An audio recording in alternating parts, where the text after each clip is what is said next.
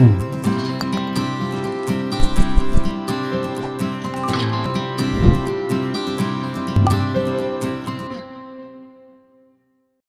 very warm welcome to Design Thinking and Innovation, week 7. We're going to be looking at analysis, part 1, and also looking at very interesting mapping techniques. It's mapping plus visualization techniques. We look at 3 of them, but you can actually choose one of them to take ahead.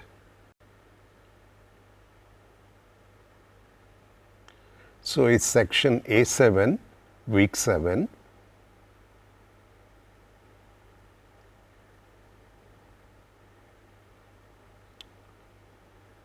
We'll start with a quote. The quote is by Sadhguru. Learning to listen is the essence of intelligent living. What he means is that we need to learn to listen, because when you listen, you actually gather information, and then that makes you wiser and more intelligent in the long run. So let's look at the week 7. So we'll look at design process. So it's basically looking at analysis. Then we look at tools. Again, as I said, very interesting 3 mapping visualization tools with respect to the artifacts, to the activities or the spatial dimension. And then we apply this in the project. Okay, and then we look at again case studies, a very interesting case study on sustainable housing societies, as well as short stories of coffee, tea and spice.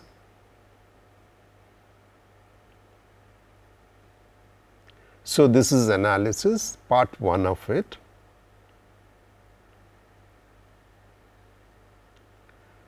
Let's have a look at the content. Which phase of the design thinking process is analysis? What exactly is information or data analysis? What does it involve? Why is analysis important? Followed by studies, further studies and references.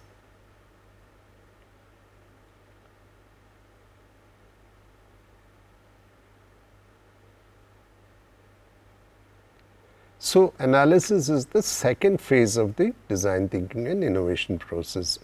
We finished the first part where you did primary research and secondary research.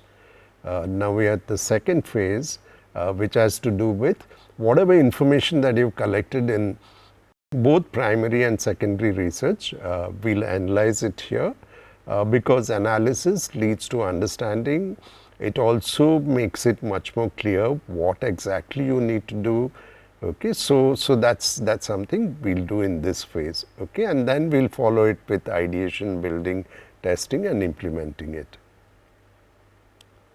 So to summarize, if you looked at research, you had to look all over the place to find the information that is most pertinent to your problem. Okay, in analysis, you shorten it down because you kind of choose the ones which are really relevant to you.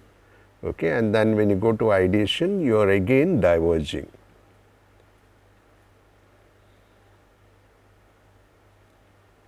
So let's look at what is exactly data or information analysis. It involves critically examining the information that you got, both from primary and secondary research, and what we are doing is we are trying to make sense of it. Okay, that means that you're trying to identify issues or needs again related to your topic. Okay, so it's critically examining the information, okay, so that you kind of see and only look at things that are very pertinent to your topic. Okay, so that means that it helps you to convert this information from your observation or studies and making references to finding opportunities for design, which leads to recommendations, so that becomes the starting point for ideation.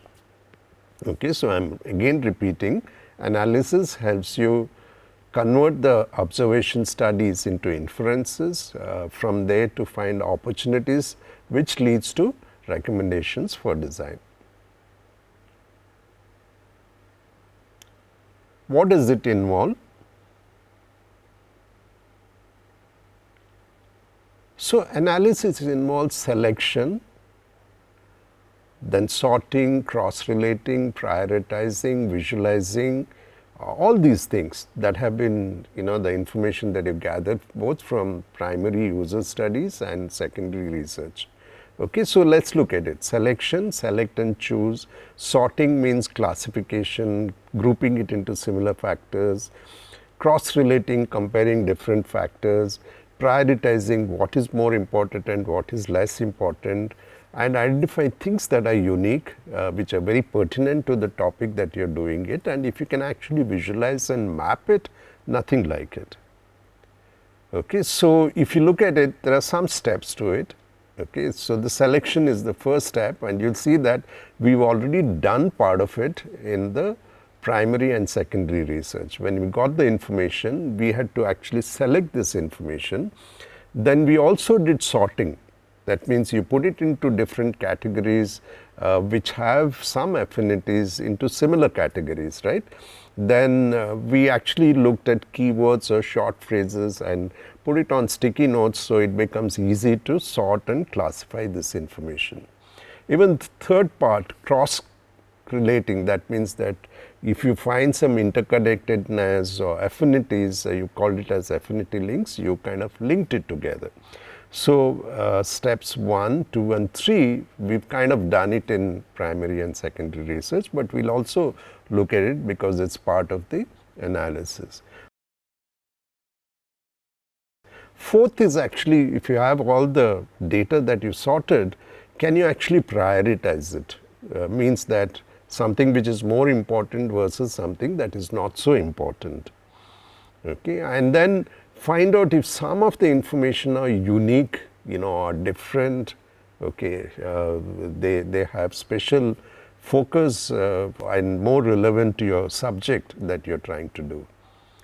Okay, and then of course, if you can actually make it visible through visualization and mappings, so you can make use of charts, diagrams. Okay, so that will be wonderful because it makes it very easy to compare different data. Okay, and we look at 3 types of mappings, one with respect to artifacts, one with respect to activities, one with respect to the environments. Okay, but more on that later. So, just going through the steps again, because it's very, very important to understand the different steps involved in data analysis. You need to select the information that is important for you. You need to sort that out into categories, okay, and then cross-relate this information so that you can find affinity links. Okay, and then you can prioritize it such that information that is more important is prioritized against information that is not so relevant. Okay, and then you need to look at its uniqueness and then visualize it through mappings. Okay, so selection, sorting, cross-relating, prioritizing, uniqueness and visualization. So these are the 6 different steps involved in data analysis.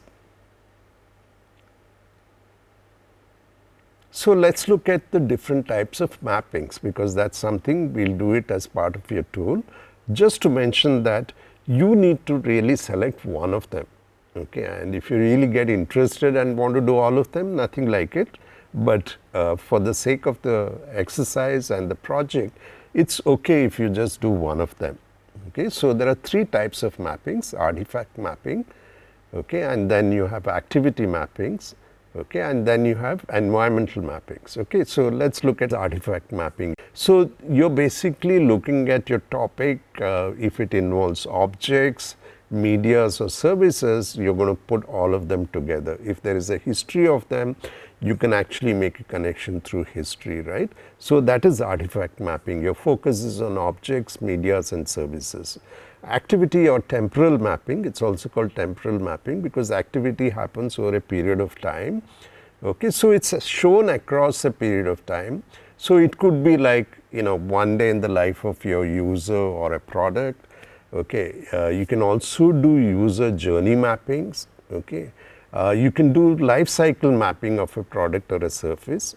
Okay, that what is its starting point, how does it come back to the starting point, and also there are mappings which are causal mappings. That means how you can actually build interdependencies within the different variables of your topic. Okay, so these are activity mappings. They are actually extremely simple mappings to do.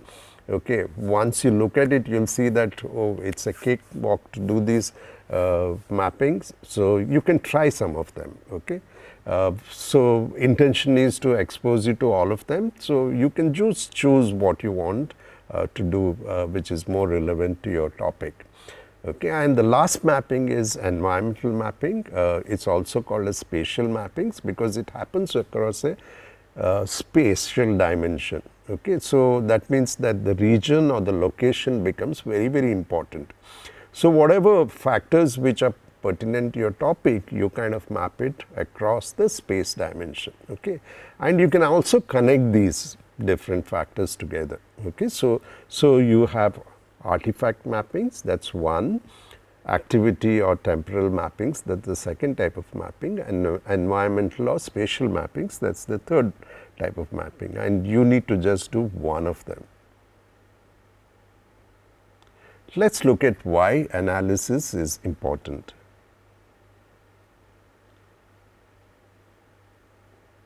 Analysis involves critically examining the information or the data that you've collated and trying to make sense of this information in a very systematic and an organized manner. Okay, so because once you do that, it becomes useful in identifying the needs or the issues connected with your topic. Okay, and the recommendations that you do from this analysis will actually help in better understanding the problem that you want to solve.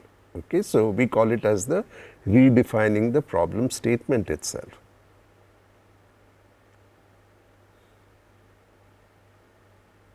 Let's have a look at the further studies and references. Of course, references with respect to design thinking and innovation, which is there at DSOS, is a useful resource. There's a very classic book, Design Methods by Christopher Jones. Okay, so it's a really classic book because it talks about a very structured way of looking at design process and the methods involved in it. Also the Pocket Universal Principles of Design, it's a very readable book by William Lidwell. Let's end with a quote. The quote is by Aristotle. He says, the more you know you don't know. A bit confusing, isn't it? So let's read it again. The more you know you don't know. What he means is that when you actually acquire information and that information becomes knowledge, you'll realize the world has so many questions that needs to be still answered.